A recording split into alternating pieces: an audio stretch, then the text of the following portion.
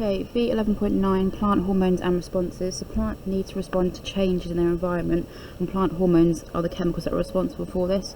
So similar to humans that we've been discussing, hormones control the different amounts of things that release at certain times in response to the environment. So plants are very sensitive. So when seeds are dispersed, when seeds are released and spread about, they fall anyway up in the soil. It's very important that the seeds start to grow, so to germinate, which means to grow in plants, with the roots downwards into the soil, anchoring the seedling, keeping it stable. If this doesn't happen, the plant will fall over, get blown away, etc. The roots also take up water and minerals for healthy growth. So if the roots aren't in the right place and can't take in the minerals and nutrients they need, the plant can't grow. The shoots need to go upwards towards the light so they can photosynthesize as much as possible. We know from your Key Stage 3 science that photosynthesis is how plants produce energy. Roots are sensitive to gravity and grow down in the direction and force of gravity. Plant shoots are sensitive to both gravity and light. The shoots grow towards the light and against the force of gravity. This means whichever way up the seed lands in the soil, it always grows the right way round. Moving on to plant responses, so there's some new words that you're going to know here. So responses of plant roots and shoots grow to light and gravity. These are known as tropisms or tropic responses. So the response of a plant to light is known as phototropism, and the response of a plant to gravity is called gravitropism. So make sure you spell them correctly. So gravitropism, and phototropism. Gravitropism is also known as geotropism, but for the use of the exam it will be gravitropism.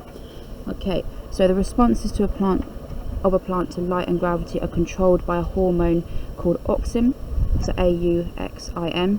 The response happens because an uneven distribution of the plant hormone is in the growing shoot or root. This causes an uneven growth rate. As a result, the root or shoot grows in the correct position. So different amounts of this hormone will go to different parts of the plant to trigger different plants to grow at the right time. So I'm just going to show you a diagram quickly.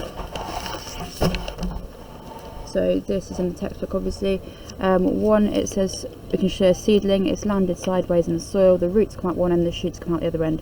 Gravity acts on both of these. So a normal young bean is laid on its side in the dark. Auxin is equally spread between the roots. We can see the root and the shoot, we can see they're both equal lengths and they haven't really decided to bend yet. So in the root, more auxin gathers on the lower side. So these red dots are on the lower side, meaning these cells will grow quicker on here. And in the shoot, more auxin gathers on the lower side as well. So this triggers different responses. So let me see that one. So moving over to the third diagram, the root grows more on one side, so the root grows more on this outside edge, or the least auxin, making it bend and grow towards the force of gravity. So this bends down. When this is grown, the auxin becomes evenly spread again, so it's back in the middle rather than just being on one side. The opposite happens in the shoot. So the shoot grows more on the side with the most auxin, making it bend up and grow away from the force of gravity. When it has grown up, the auxin becomes evenly spread again. So the root and the shoot have opposite effects when auxin is in them. So the root, the side with the auxin on, grows up. It causes these cells to grow more, but the shoot has the root has the opposite effect, so that the opposite side to where the auxin is grows more, causing it to bend this way and that way. So we can see they're both on the bottom part here, but they have opposite effects on the root and the shoot. Okay, so phototropism can clearly be seen when young shoots respond to light, and I'm going to show you an example in a minute, and they will bend towards the light. So here's some that I've had on the windowsill, if you can see these, and they're bending to the right at the minute because I haven't been turning them around, so they've been growing towards the window where the light's been coming out. So we can see they're bending, they're reacting to the light. Auxin moves from the side of the shoot to where the light is falling to the unlit side of the shoot. So the cells on that side respond to the hormone by growing more, so the shoot bends towards the light. Once the light falls evenly on the shoot again, the levels of auxin are equal on all sides, so that the shoot grows straight again. So if I turn those plants around to face the other way, they'd start tilting the other way, but if I put the light source directly above them, they would straighten out.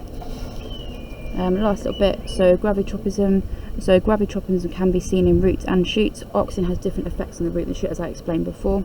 High levels of auxin make the shoots grow more but inhibit the growth of the roots. That means stop.